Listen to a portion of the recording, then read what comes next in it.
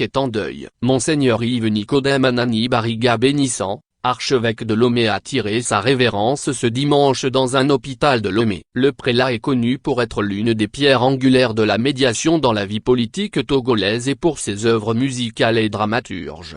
Il avait plusieurs coudes à son arc. Né le 19 mai 1963 à Ouagadougou, Nicodème Anani Bariga Bénissant a été ordonné prêtre en 1987. Le défunt archevêque de Lomé a été évêque d'Atakpamé pendant plus d'une décennie. Il a été nommé archevêque de Lomé en novembre 2019. Le 23 novembre 2019, Nicodème Bariga est nommé archevêque de Lomé pour succéder à Denis Komivia Muzuzakpa, démissionnaire pour raison d'âge. Il reste en poste, en tant qu'administrateur apostolique, à Atakpamé, jusqu'à son installation à Lomé le 11 janvier 2020. Au-delà de son ministère pastoral, Monseigneur Bariga Bénissant s'est distingué par son engagement dans les arts. Auteur-compositeur prolifique, il laisse derrière lui une centaine de chants religieux et profanes. Sa pièce de théâtre Le Trône Royal, qui est encore au programme de français au lycée, explorant les traditions africaines et les questions de prédestination, lui a valu le Grand Prix de la littérature togolaise en 2020.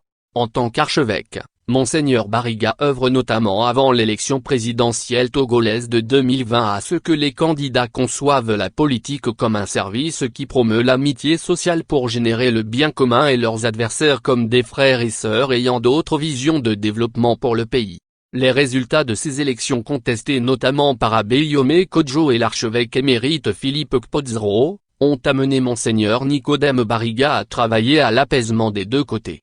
Il était également un diplomate accompli qui a travaillé avec la nonciature au Rwanda, en Côte d'Ivoire, en Israël et au Salvador. On se rappelle le prélat qui a dirigé les travaux de la commission Vérité, Justice et Réconciliation, CEVJR, dont les recommandations dorment encore dans les tiroirs du régime en place. Il était le président de la commission épiscopale nationale Justice et Paix au sein de la Conférence des évêques du Togo, 7.